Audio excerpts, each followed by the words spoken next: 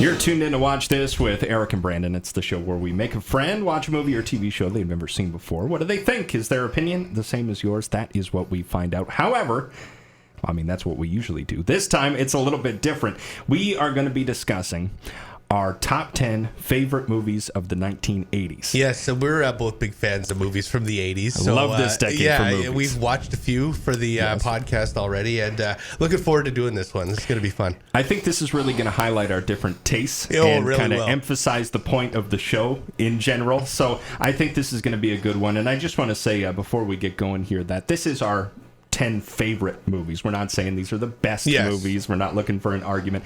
These are our 10 favorites, and if you want to leave your 10 favorites in the comments section, we would really like to see what you think are the 10 favorite movies of the 80s. Also, join in on our Giant TV Facebook page as well. And so why don't we jump right in? And Brandon, what is your first selection? Yeah, well, let's get right to it.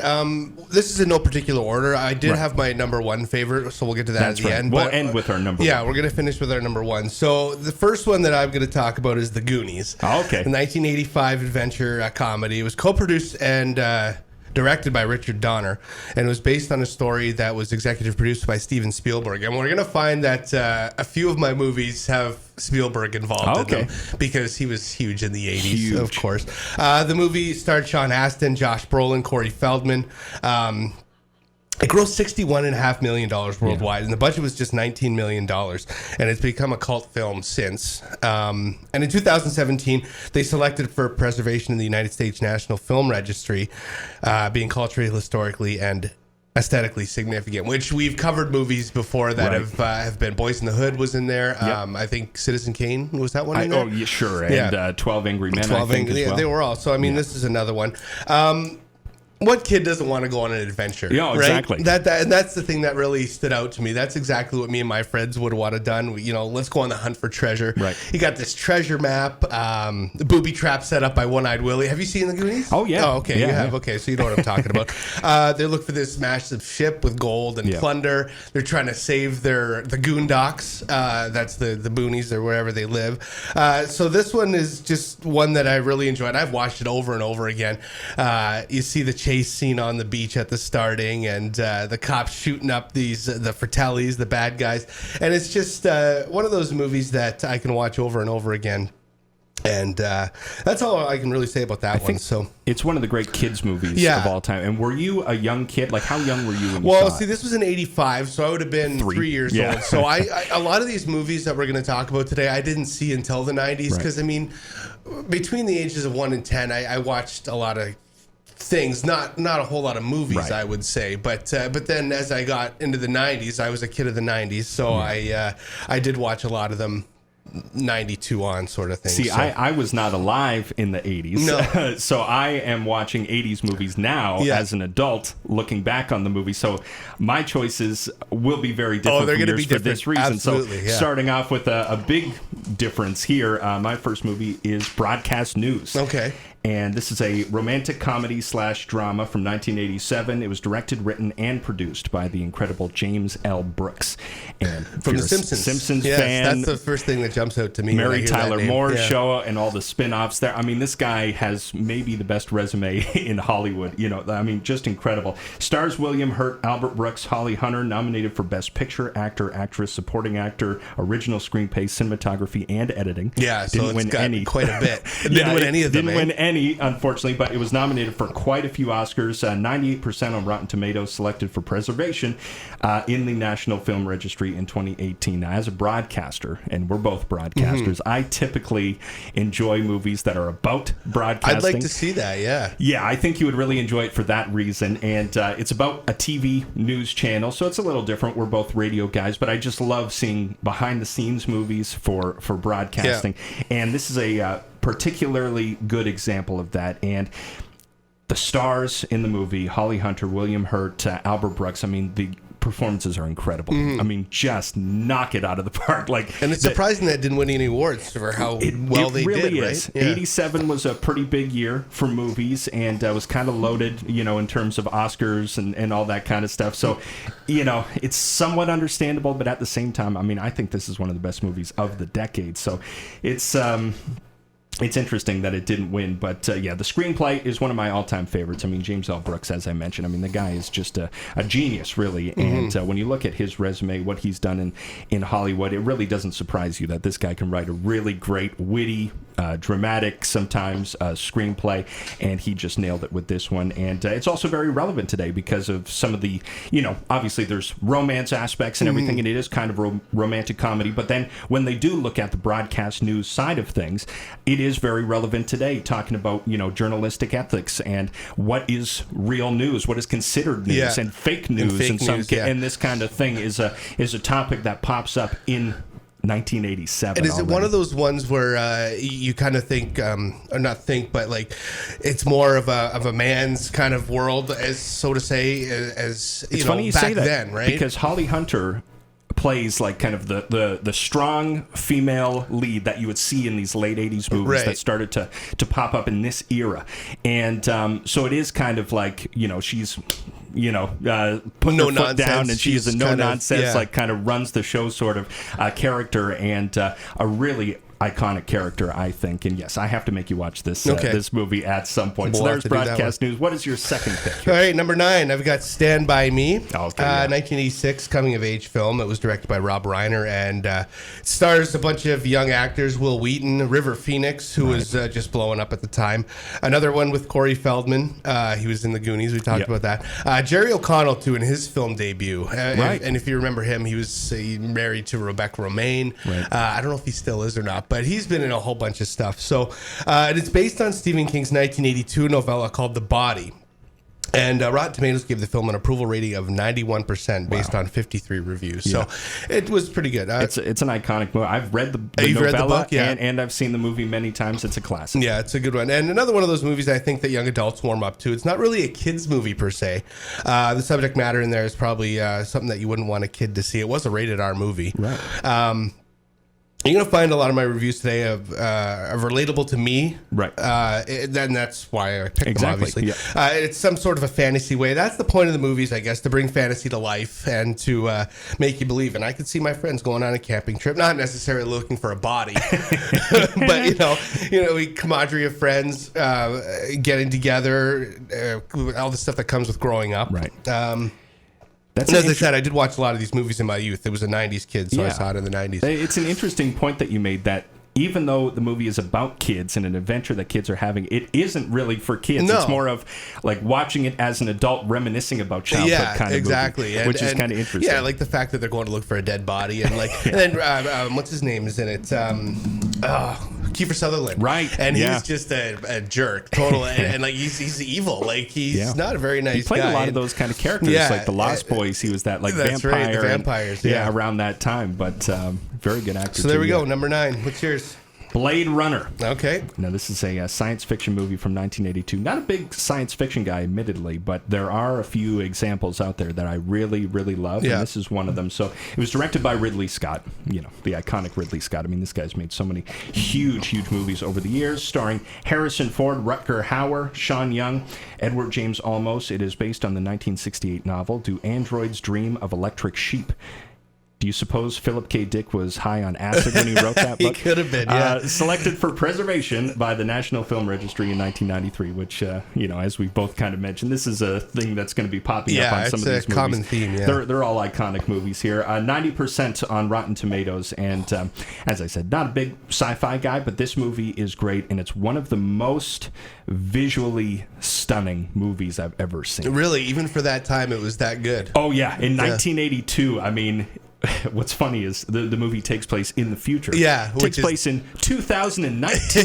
Way in the future. Yeah, somehow we don't have those. That's right. Somehow there's no flying cars and everything like there is in this movie, but just visually stunning. And actually, that's one of the things that people knock about this movie, because at the end of the day, the storyline, the plot of this movie is not the most original. I mean, it is a pretty original theme and everything, but for the most part, the story arc is sort of cliche, and some people have said that. I mean, I don't necessarily think that's a bad thing. I love this movie, but and a lot of people say if they had spent less time trying to make everything look good. Futuristic and so much, right? And why do we have to watch the car fly all the way across the city? Why can't he just get in the car and then we're at the place? And it's because he wanted to show how incredible everything looked, and it really does look amazing. The colors, so it's basically set in a futuristic, there's just lots of is everything modern, or is it how do they do the cars? What they thought was going to be modern. They look like 80s cars that fly,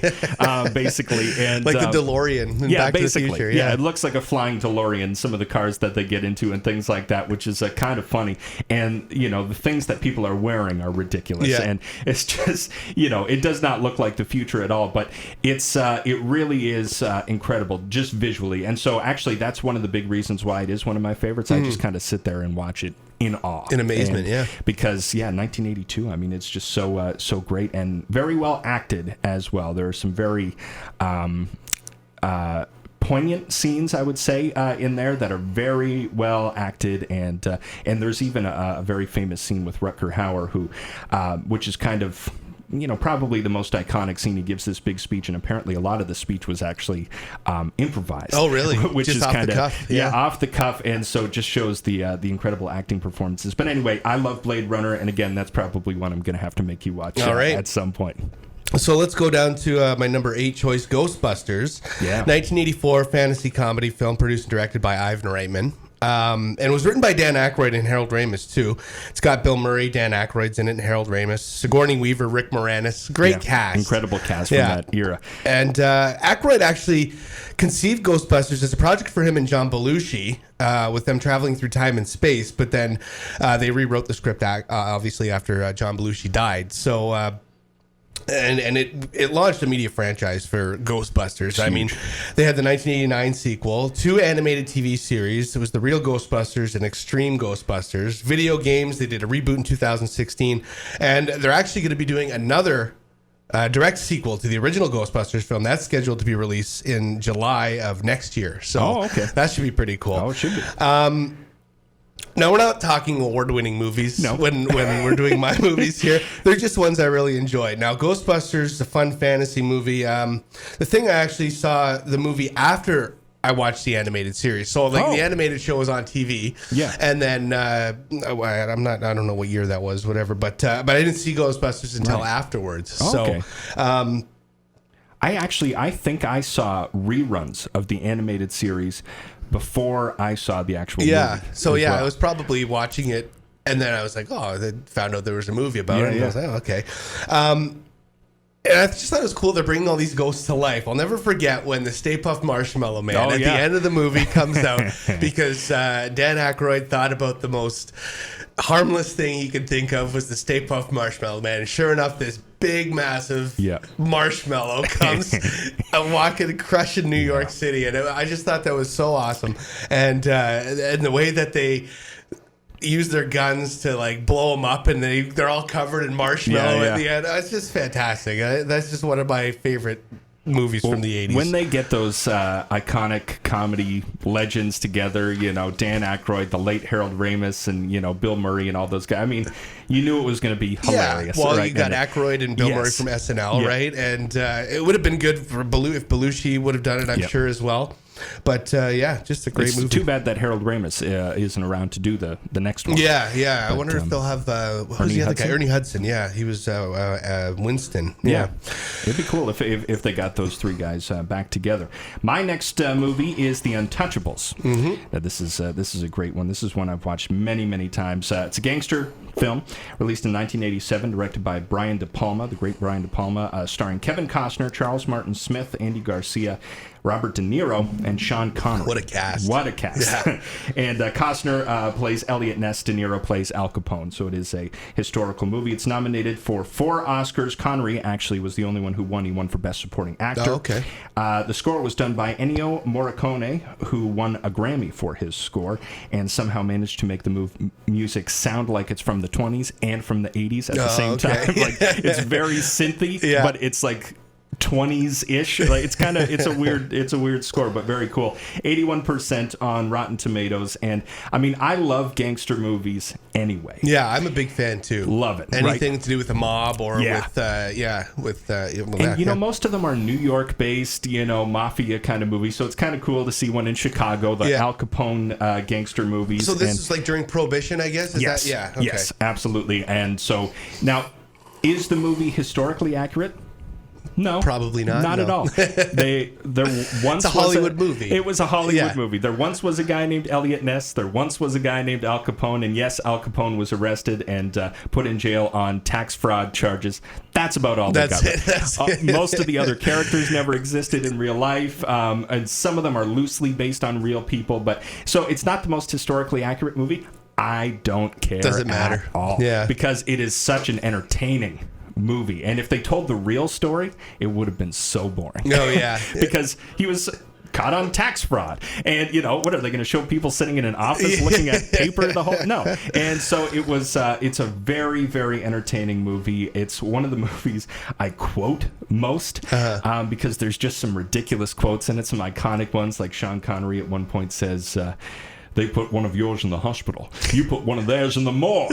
That's the Chicago way. I like it. Oh, it's amazing. And oh my God, De Niro. That's a good impression. De Niro, who is a very good actor, one of the greatest we've ever had. Yeah. Right? I think we could both agree on that. Oh yeah, absolutely. I would describe him as a pretty subtle actor most time. He dials it up in this one as Al Capone. Turns it right on, eh? One line that I quote all the time is he's talking to his guys and he says, I want Elliot Ness found and I want him dead. I want his family dead. I want his house burned to the ground. Like he's just going off and yelling. So animated. Oh, it's so hilarious. But I love it so much. And just as a gangster movie, and it's actually a very artsy movie. Like Brian De Palma kind of did some quote unquote artsy things, and he actually did a lot of tributes to classic cinema in this movie, and one of the most famous scenes is a recreation of one of the most iconic movie moments. There was a movie back in the 20s called Battleship Potemkin, and one of the most iconic scenes from that movie is this, it's called the Odessa Step sequence, and so there's this big staircase, and there's soldiers on the top, and they're shooting at people, and people are running down the staircase, and at one point, a mother loses control of a baby carriage, and it starts going down. Yes, okay. So in this movie, they do that at in the train station in Chicago, which I've actually been to. I was on these stairs. They have a baby carriage go down the steps, and Elliot Ness has to run over and stop it. And so there's a lot of... Are they shooting guns at this point too? Yes, or is that, yes. They were? Okay. It's in the middle of a gunfight between the mobsters and the police and everything. So it's kind of a nod to that. And so an artsy kind of movie and a great gangster movie. I really love The Untouchables. All right. My next one is Die Hard, 1988 action thriller film directed by John McTiernan, written by Stephen E. D'Souza and Jeb Stewart. Now, it's based on a 1979 novel, actually, Nothing Lasts Forever. And it made $28 million at the box office. It was made for $28 million, and it grossed over $140 million I was going to say, worldwide. There's no way Die Hard only made $28 million. So I misspoke there. Yeah. And it turned Bruce Willis into an action superstar. Like, it really did. I mean, he had done some movies before that, but this was the one where he was the mainstay in action. He was probably most known for, like, Moonlighting or something. Yeah, and he did Hudson Hawk, I think, before that, and it might have been after. Anyways, but yeah, he wasn't really... he was known, but he wasn't an action superstar. No. And the film's success created the Die Hard franchise, and that includes 4 sequels, which I don't necessarily think they needed to do. Okay. I like the second one. Die Hard with a Vengeance was good. I think they should have stopped at the third one, because the third one's got him and Samuel L. Jackson, and it's actually a great movie. But yeah, I don't think they needed to whatever the other ones are called. I can't even remember. But they did comic books. They've got video games, and another one that was selected for preservation in the National Film Registry too. Now, this is one that I haven't seen. Yeah, so we're going to do this one a little bit down the road. But the ever-growing debate is this a Christmas movie? Yeah. Right? It's based at Christmas time. It's a Christmas movie, as far as I'm concerned. I mean, it doesn't have any Christmas theme to it. It's just the fact that it's Christmas time, and he's going home for the holidays to see his wife that he's kind of having problems with, and I just think it's a Christmas movie. Would you also consider Lethal Weapon a Christmas movie? Because that takes place around Christmas. Does it? Sort of, I think so. Isn't at the end? Don't they have Christmas decorations on their front? Like, I mean, I think it takes place in Los Angeles or whatever. Maybe it could. I honestly don't remember. But see, this is the thing: action Christmas crossovers. This is a big thing in the late And you know 80s. what? I love action movies. Yeah. That's just my kind of thing. More guns, more blood, more violence. It's got it all in Die Hard. It's got him running through this Nakatomi Tower barefooted. They're shooting glass out. Yep. He's got his feet are bleeding. So I shouldn't tell you all this because you got to see this. And then you throw in the wisecracking John McClane. It's a perfect combination. Right. The acting isn't particularly great. Okay. Bruce Willis does a good job. I know. Doesn't Alan Rickman play Alan Rickman's in it as well, yeah. And Yeah. so those two are the ones that stand out. The rest, oh, okay. Not it's really, more focused on the action. Than more action, and the story's all right. I mean, it's this guy goes home and tries to make things work with his wife. And then all of a sudden, these terrorists take over this building. He's got to save the day. So I mean, it's a kind of a just typical Friday. But it sounds interesting. Typical action movie, yeah. But it's a good one. I think you'd enjoy it. We have to watch that at some point for this show. My next pick is This Is Spinal Tap. Okay, which is the first kind of proper comedy on my list here. It's a mockumentary, 1984, directed by Rob Reiner, starring the incredible Christopher Guest, Michael McKean, Harry Shearer, and Rob Reiner. Selected for preservation by the National Film Registry in 2002, 95% on Rotten Tomatoes. And you've showed me some clips of this. It's YouTube one of those stuff, ones where you can watch clips. Like, you don't have to follow the story. You could just watch clips and laugh your head off. And I mean, it's, in my opinion, it's one of the funniest movies that's ever been made. And what's even better is most of it was improvised. Most of the dialogue, I remember you had mentioned that before. Was totally improvised, and they had these like improv geniuses: Christopher Guest, Michael McKean, Harry Shearer, and Rob Reiner. I mean, really, really incredible. And what's really funny is there have been many rock stars who have said that they've watched Spinal Tap, and they didn't laugh at it because it was so realistic. And so that means something to me too. The fact that they were realistic, like they really took the time to make sure, like, gather stories and like, okay, this has actually happened, and then turn it into a comedic thing. And it's a spoof, right? Like the whole thing. It's a spoof, completely a spoof. I actually heard The Edge from U2 one time say that the first time he saw Spinal Tap, he didn't laugh, he wept because it was so realistic. Really? And and like them getting lost backstage at the venue and not being able to find the stage and all this kind of stuff. So that stuff could have happened. Like, I'm sure most of what happened in Spinal Tap actually did happen. And there's a lot of bands over the years that have said, well, Spinal Tap was based on us. Tried to claim it and all this stuff. But I don't think the creators have ever really mentioned it. They wouldn't say. No, I don't think so. But I did see Christopher Guest one time say that he saw some British band at a hotel one time trying to check into the hotel, and the bass player didn't have his bass with him. And the manager just looks at him and goes, "Where's your bass?" "Oh, I don't know." and so he just like, it was things like that he would notice. And just hilarious, absolutely hilarious. This movie makes me laugh every single time, and I will watch this movie for the rest of my life. Yeah, maybe that's another one, because I haven't seen that one either. Yes, I am going to make you watch this movie at some point. Absolutely, because I mean, there's so many like how many. Like, name a line from the movie. You've never seen it, but what's an iconic line? When he says, it goes to 11. Yeah, see? And I bet Lucas and Joe both know iconic lines from this movie. I mean, even if they haven't seen it, it's just such an iconic movie. So, yes, I'm going to make you watch it at some point. What's your next one? Gremlins, 1984, comedy horror. It was directed by Joe Dante, and it was released by Warner Brothers. And another one that Steven Spielberg was involved with. He was the executive producer. Zach Galligan was in it.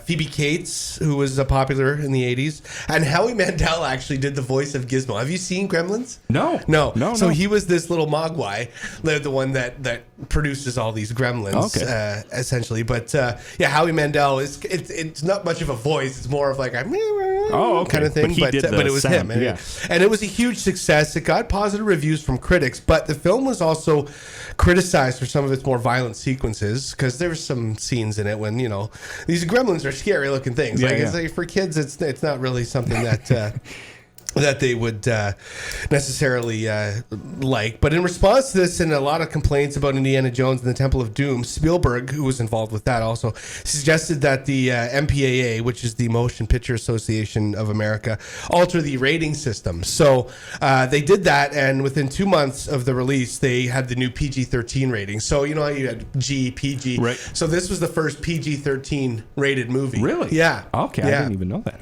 So basically, you got little green goblins terrorizing a town. It's amazing how they did the movie. It was at a time when combining horror and comedy actually was becoming more and more popular. So they had they had the Friday the 13th and the Nightmare on Elm Street's horror movies, but then they started putting comedy into them, and they used a lot of puppets as well.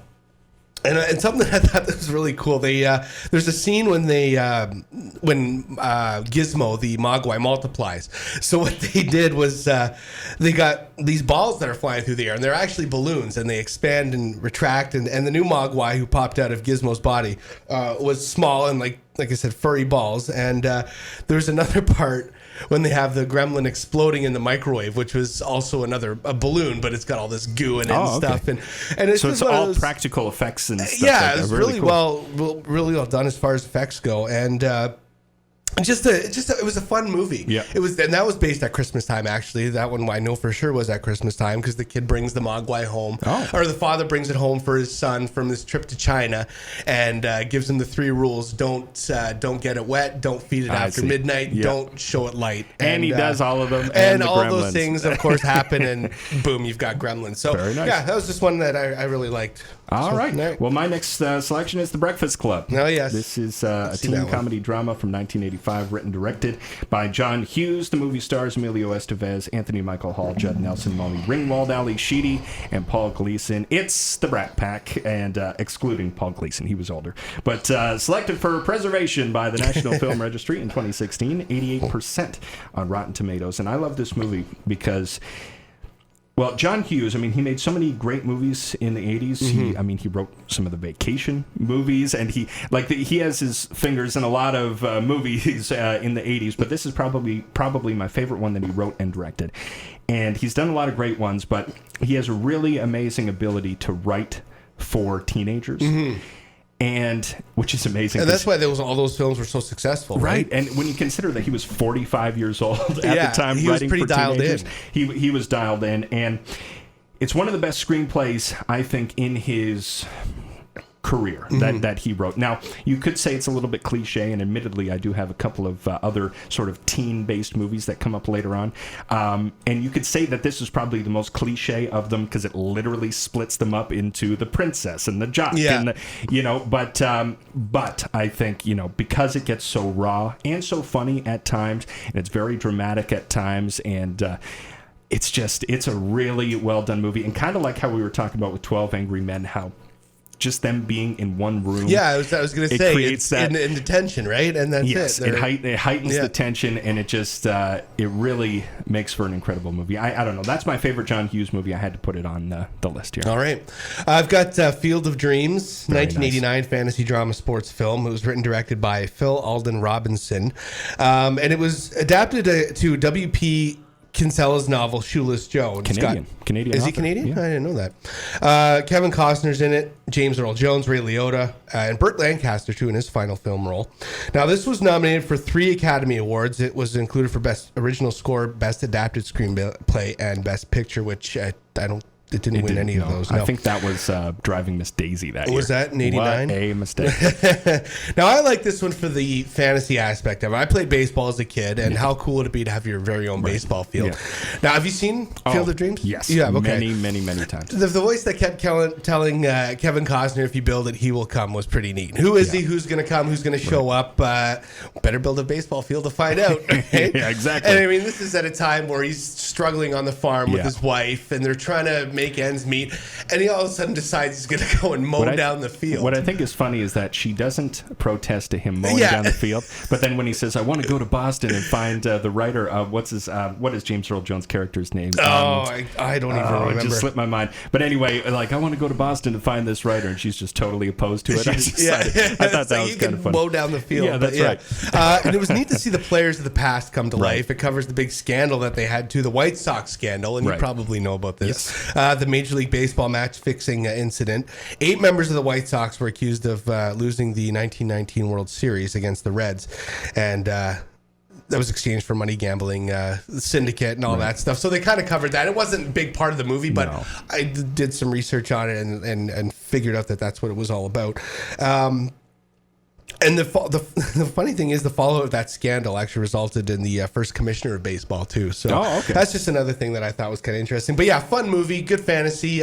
You see these baseball players, like, how cool would it be to be able to just sit in your backyard and watch a team of guys that in their prime play early baseball? 1900s.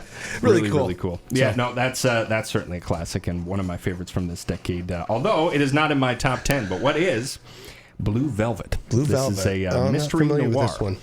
It's from 1986, written and directed by the iconic David Lynch. The movie stars Kyle MacLachlan, Isabella Rossellini, Dennis Hopper, and Laura Dern, and the movie is named after the song Blue Velvet, made famous by people like Tony Bennett, Bobby Vinton, and many others. 94% on Rotten Tomatoes. Oh, wow. Now, David Lynch, have you seen anything he's directed? I don't know. What has he directed? Well, he's directed things like The Elephant Man, Eraserhead, Mulholland Drive, Twin Peaks, the TV show. No, I've not. Blue Velvet. Familiar, Okay, no. so he is very weird. Okay. But I mean that in the best way, and I'm sure if he ever saw this, he would take that as a compliment, because what I mean is there's nothing conventional about what he does.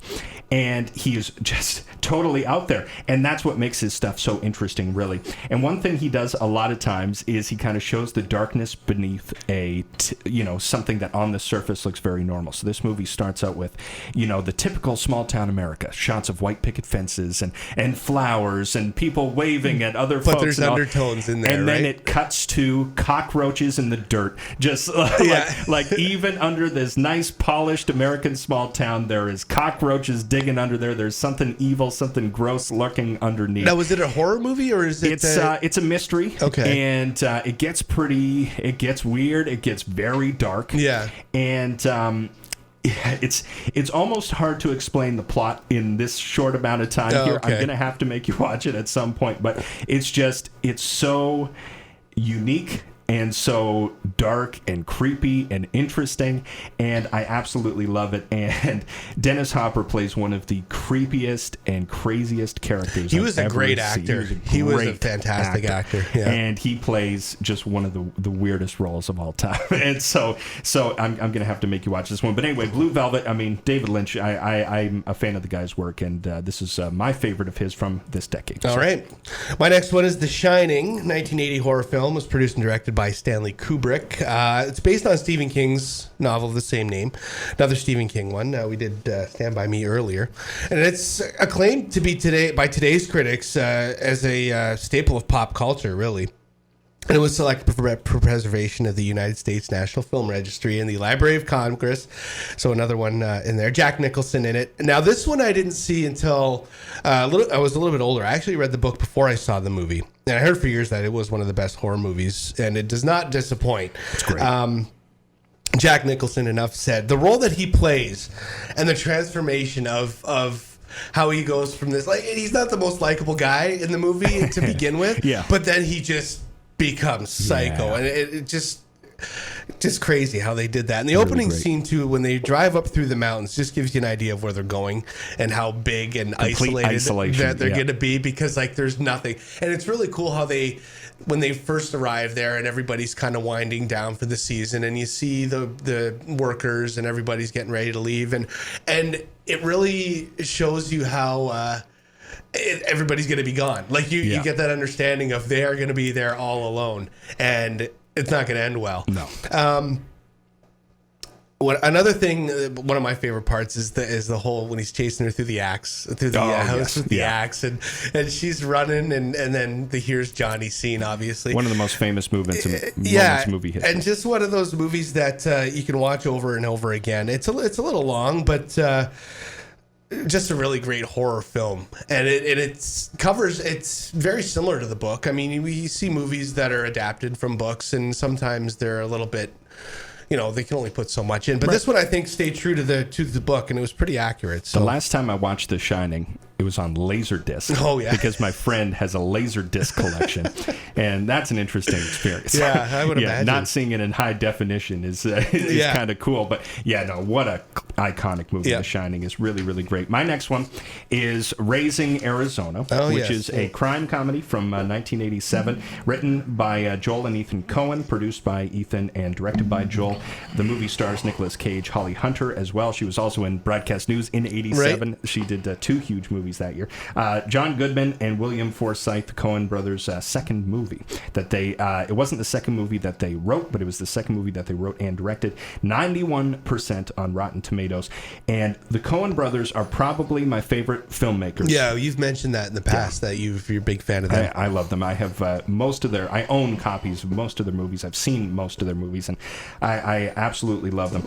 And I love comedy as a genre, and I like the way they make comedy. Mm-hmm. It's so brilliantly done. Everything from the writing to how they shoot it is funny. Like, just the way they shoot things. Like, they use a lot of wide-angle lenses and will get right up tight on people's faces for close-ups as opposed to, like, zooming in for close-ups or something. And that just has a different look, and it just makes people blown up. And it just, I don't know, the way everything looks is funny. Yeah. And then the writing is funny. The sound in their movies, the sound design is hilarious. I mean, they just do it so well.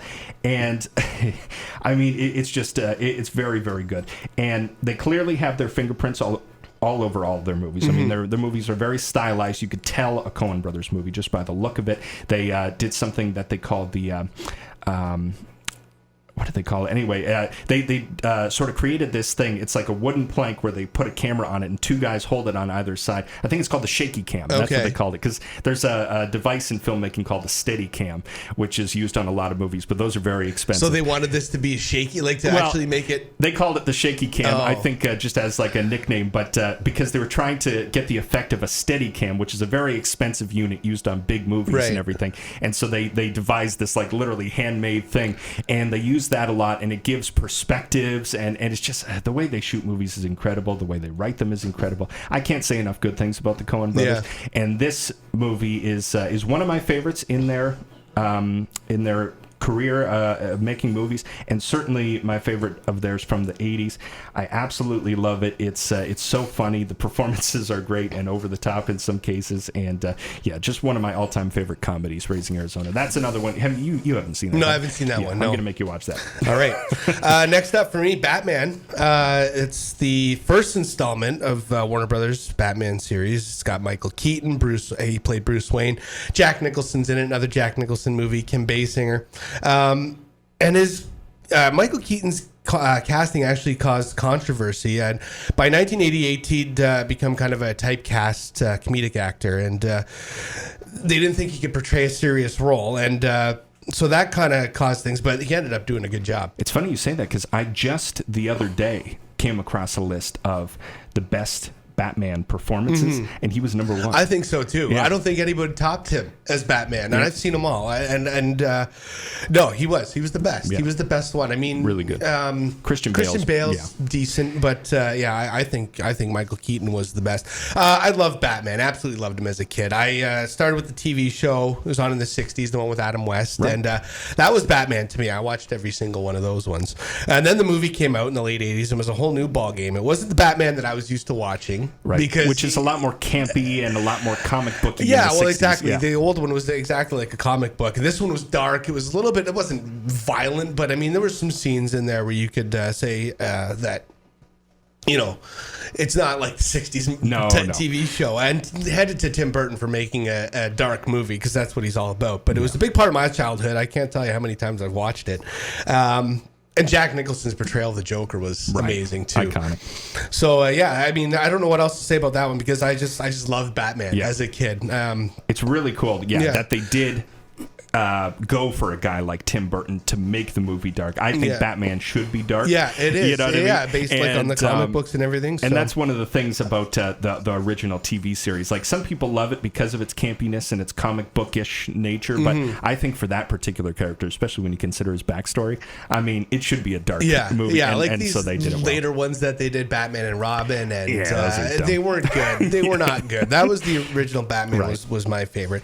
All right, my next one is Say Anything, which is a romantic comedy / drama, also sort of a teen movie from 1989. It was written and directed by the great Cameron Crowe. James L. Brooks, who I mentioned, he was the one who wrote and directed and produced Broadcast News. He also produced this one. And the movie stars John Cusack, Iona Skye, John Mahoney. In 2002, Entertainment Weekly named it the greatest modern romance movie, and it listed it at number 11 on their list of the top 50 best high school movies of all time. Wow, 98% on Rotten Tomatoes. 98. That's 98%. A pretty high one, yeah.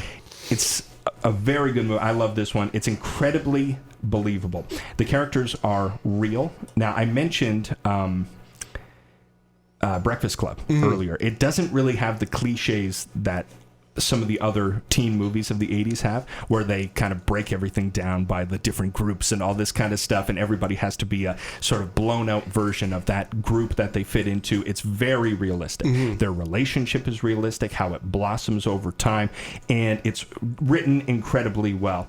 And the stars, I mean, really great performances from the stars. One of the most iconic moments in movie history is in this movie, the famous boombox. I remember that. Boombox scene. I've never seen it, but I've seen that scene. Right, and so it's one of those things that's just when you think of movies, a lot of people like jump to moments like that, and it's very cool. It's a very charming movie, very, very likable, very rewatchable. I've watched it many times. Will continue to watch it. I mean, and really the thing that sticks out for me is that it is so realistic, the realism, especially relative to some other high school movies. So anyway, I love Say Anything. That's my next one. All right, my next one is The Great Outdoors, 1988 comedy directed by Howard Deutsch, and it was written and produced by John Hughes. So that's another John Hughes one. Dan Aykroyd's in it, John Candy, Annette Bening in her feature film debut, and it follows two families going on vacation. And it earned mixed response, actually, from critics. On Rotten Tomatoes, it only gave the film 40%. Oh. But that's only based on 15 reviews. So, I mean, it's a low-reviewed film. But the reason I like it's got John Candy and Dan Aykroyd, so it was right up my alley. John Candy was fantastic. He was one of the best comedic actors of ever, all time. I think, absolutely. as far as I'm concerned. And the movie just reminded me a lot about summer vacations. My family did summer vacation every year, so that was something that I could really relate to. And the funny thing is, we used to feed raccoons when we were kids up at the cottage, and there was these scenes in the movie. They break it up a few times where the raccoons are destroying their trash, and they're all communicating with each other. So they're talking to each other. I just thought that was hilarious. So that always made me laugh. It is slapstick comedy. And I like that. I like comedy that's well written too, but it was originally slapstick. I mean, when I was a kid, I didn't understand good comedy writing and stuff like that, right? But now my opinion's changed somewhat. I do prefer well written comedy, obviously, more now, but I still like slapstick comedy as well. We watched Ace Ventura a couple weeks ago, and so that's one of those things. And I was always a John Candy fan. Uncle Buck, he did Stripes, National Lampoon's Vacation. He was in Summer Rental, Splash, Trains, Planes, and Automobiles. All great movies of the 80s. Yeah, and then SCTV. We're got to start. So that's my number 2. All right. My second to last pick here is Raiders of the Lost Ark. Indiana Jones. Indiana Jones, the first Indiana Jones. It's an action-adventure movie, 1981, directed by Steven Spielberg. The story was written by George Lucas and Philip Kaufman. It stars Harrison Ford, Karen Allen, Paul Freeman, Ronald Lacey, John Rhys Davies, and Denholm Elliott. It was nominated for 8 Academy Awards. It won Best Art Direction, Editing, Sound, and Visual Effects, and it's preserved in the National Film Registry in 1999. 95% on Rotten Tomatoes. Now, why I love this movie, I think it might be a perfect movie. Now, this is something I've thrown out there a number of times. It's at least a perfect action-adventure movie. Although, I don't even think you could say that it's just an action-adventure movie. I mean, there's so many different elements, so many different genres in there. You could say that parts of it are horror. Was that the one where the ball rolls Yes, down? Yeah. yeah. Okay. And that was the first one, right? The very first one. Indiana. Okay. Yes, and yeah, like there's horror elements, there's supernatural elements, like when they get the ark and everything, and it's really, really cool. There's so much going on, so many layers to it. It's one of the most entertaining movies. Good action. Ever made. Yeah, great action, great adventure sequences, and then when you throw in the jump scares every now and then and all this kind of stuff, I mean, yeah. it's just good. It's just perfect. It's a great movie. It's perfect for this genre, and it absolutely nails on what it intends to deliver, and I think it's just one of the best. So that's my second to last pick there. All right, now we're on to number one. Number we got one. here already. So my number one film from the 1980s, this is my opinion as to what I thought was the ultimate best movie of the 80s for me. Back to the Future. Back to the Future. 1985 science fiction action film directed by Robert Zemeckis. Michael J. Fox is Marty McFly. It's got Christopher Lloyd, Leah Thompson, Crispin Glover, and another Steven Spielberg produced movie. And it grossed over $381 million worldwide. That was the highest grossing film of 1985. It was huge. Yeah. The whole idea of time travel to me was cool. I thought it was neat that this teenage kid could go back in time and see how his parents were before they had him and before they even knew each other. Weird interaction with his mom. Yes, and well, the whole thing, she falls in love. It's funny you mentioned that because that's one of my favorite scenes in the movie when he goes when he wakes up in her room after he saves his dad from peeping Tom, and he's wearing his Calvin Klein underwear, and she keeps calling him Calvin. Oh my god, I thought that was funny. The funniest thing. Oh, why do you call me Calvin? Oh, it's written right all over your underwear. It's just hilarious. Yeah. Another reason too. This is kind of a personal thing. My uncle. Originally told me about this movie. We were up north and at the cottage before I even saw it, and he told the story of this Back to the Future because he's like, oh yeah, this movie just came out, and so he went into detail, and I hung on to every word of this story, and I was like, I have to see this movie, and it lived up to it. Like after I saw it, I was like, this is fun. It was fantasy. Christopher Lloyd as Doc was funny. Yeah.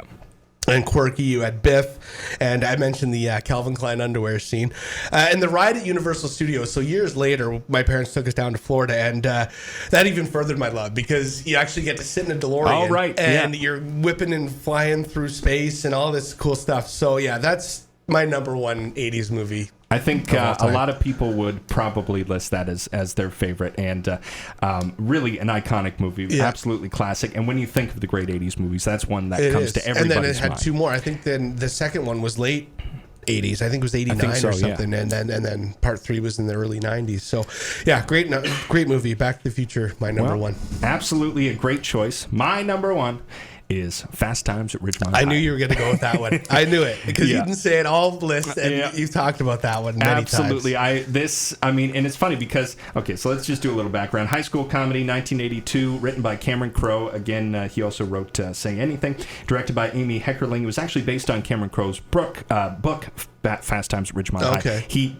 He was like 24 years old at the time. He went to a high school in California and spent like a semester there and wrote this book. Oh, wow. That's interesting. Really, really cool. The movie stars Sean Penn, Jennifer Jason Leigh, Judge Reinhold, Phoebe Cates, Brian Backer, Robert Romanus, and Ray Walston. It was preserved by the National Film Registry in 2005, 78% on Rotten Tomatoes. Wow. So the lowest rated one, on my list. Not a critically acclaimed movie necessarily, and it might even fall into the same category that St. Elmo's Fire falls into for me. One of our favorites. Yeah, exactly. One of our favorites. I'm surprised that didn't make my list. But, is it a good movie? Maybe not. I love it. Yeah. And I'll keep watching it. There's some issues with it. But you know what? I absolutely love it. I mean, clearly I like teen movies from the 80s. I've seen it, but I'd like to watch it again because it's been so long since I've seen it. I don't remember a lot about it, so maybe we'll have to revisit that one. Absolutely. It's just it's one of the movies that I've watched the most, period, from any era.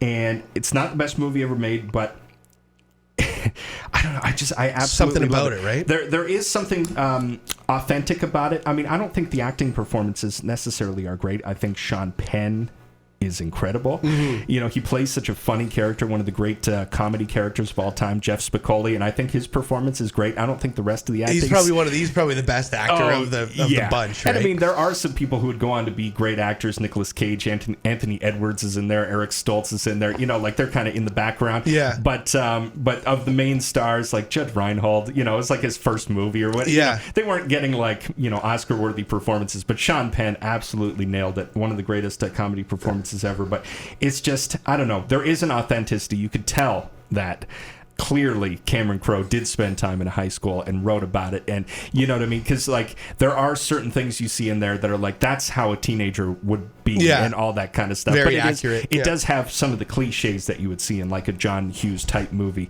But still, I don't know. This movie, there's so many moments that like as each scene kind of comes and goes, I think like, oh wow, that was one of my favorite scenes. Oh, now this okay, yeah, now this is one of my favorites too. And it's just, I don't know, it's really, really great. And it's funny and it's watchable and it's great and it's rewatchable and rewatchable, and I just absolutely love it. I mean, you know, I can't break it down like some of these other movies, like getting into the nitty-gritty of it. It's just, I just like it a lot, and it's my favorite one from the 80s. And well, there we go. That's our top 10. Yeah, we did our top 10 80s movies. So next week we're going to be doing another movie that's mob related. We're going to watch Casino. Okay. With Joe Pesci and Robert De Niro's in it, Sharon Stone, James Woods, great cast. So I've seen it a bunch of times. You've never seen it. Yeah. So that's going to be the next one. I'd like to say thanks to Joe and Lucas, our producers, Shelby, our editor. This is Watch This with Eryk and Brandon. Thanks for tuning in.